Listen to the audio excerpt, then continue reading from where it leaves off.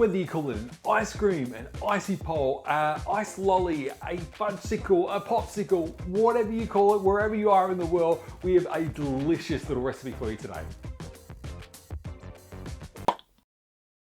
Welcome to Pop Keto, where we aim to help you live a sustainable keto and low carb lifestyle. Today's recipe is actually fairly easy and we can't wait to show you it. If you're new to the channel, welcome. Have a look around, have a look at some of our videos. If you like it, get involved, leave comments, and let's get into the recipe today. So what we are looking at doing is a ice cream. Now, one thing to take note of with this recipe, it's probably not gonna be the right recipe if you wanna have big scoops of ice cream with a couple of berries or something like that. The ice cream that we're doing today sets fairly hard in your freezer. I mean, if you wanted to leave it out for, I don't know, 45 minutes before you serve it, you probably could still scoop it. Otherwise, it's gonna be best in some kind of mold. And it's actually really easy, it just takes a little bit of time. Now, the inspiration for this recipe has come from looking at a few recipes online that are for ice creams that are low churn or no churn ice creams. And basically that comes in two parts. So making like a custardy type thing and then mixing in a nice whipped cream. So the first part is to make our chocolate custard type thing.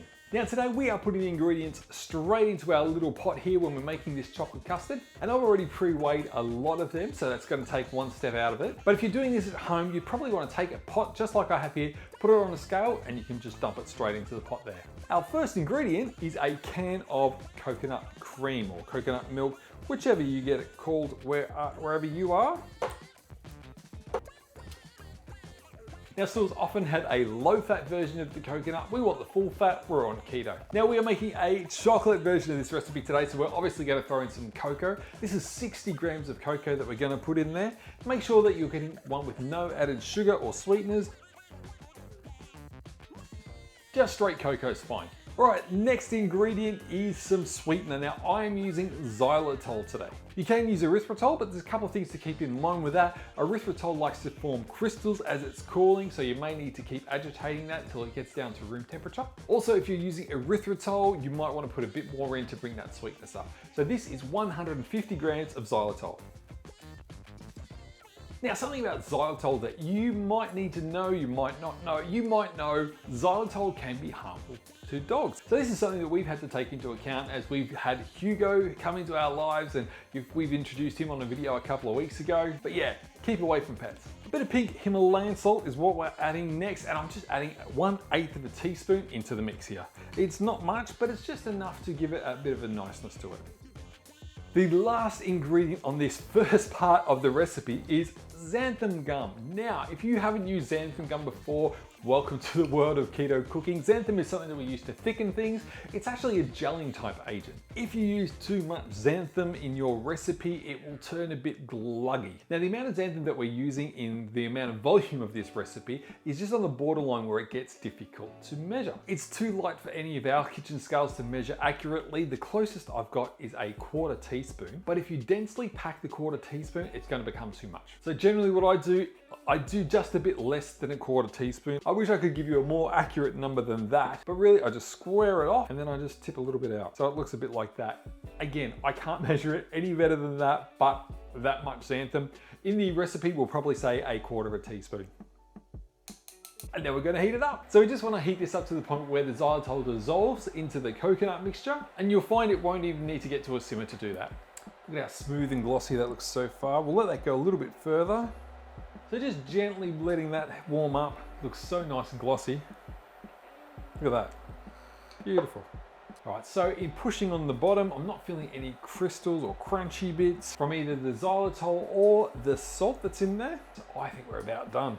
Oh, and I can smell that cocoa. Right, so we are now gonna let this cool in our fridge. So I am tipping this just into a glass container like so. Oh, so good. It smells like brownie batter. And what we're gonna do is we are going to put a layer of cling film or Glad wrap on it, and we're gonna let that directly touch the custardy type thing. This is to stop a skin forming on it, and this will help us make it a nicer texture of the ice cream in one of the coming steps. So lid on, and I'm gonna pop that into the fridge to cool.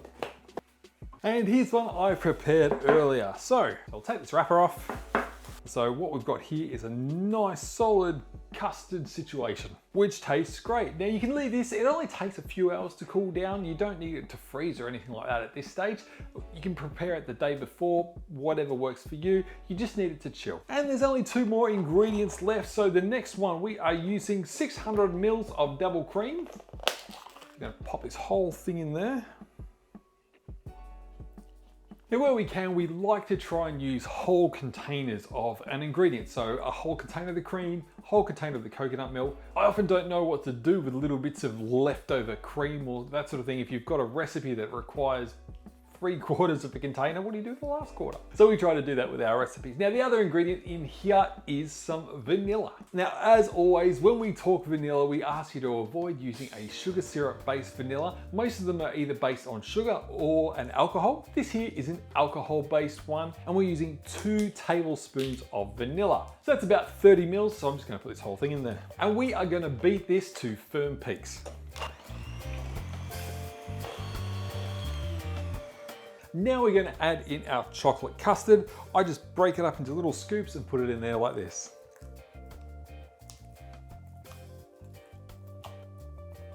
And we're going to mix that till it's all nicely blended. Often we'll find that some of the bits of chocolate don't break up, so look out for that. Also, a lot of the cream at the bottom might not mix up. Again, look out for that while you're mixing. Scrape down the edges there, make sure we're getting all that goodness. I'm gonna give it one last mix. Now you know you're on track at this point if this tastes like melted ice cream. That is really, really, really, really good. I would be happy to eat this whole bowl. If you're an Australian and you know what chocolate yo-go is. All right, so, this is so good. Now one thing, if you have got too much xanthan in it, one of the things that you'll notice is that as you're mixing, this chocolate mix will actually start crawling up your beaters and start jamming up the top. And that's a mistake I've made a few times to try to get this recipe right. So next, we're just gonna spoon it into these little molds here. Nothing flash, just simple ones that we found in the store. Don't cost much, and these are actually small ones, which make them a good size for kids. Also a good thing for portion control. Now, if you were a perfectionist, you could put this into a pipe and do it that way. I am a little more rough and ready, so I'm just gonna spoon these in. All right, we'll give them a bit of a bang to get some of these air bubbles out. Pop their lids on, and then into the freezer till they're frozen. Now the rest of this you can always put into the freezer as well, but just keep in mind it's going to freeze into a solid chunk. The alcohol-based vanilla will help prevent some of that, but like I said, you can take it out of the freezer, leave it for a while to soften, and then serve it that way as well. And then within a few hours, here's what you end up with. A nice little pack of ice creams, icy poles, fudgsicles, ice lollies, whatever you want to call them. Just got to run this under some water just to loosen one up. There we go, and voila, look at that. Now, it doesn't look amazing like this, to be honest. These ones, you can see there, some of the chocolate didn't quite mix in as well as it could have, but it tastes amazing. You'd be hard pressed finding someone who'd be upset with having one of these on a hot day.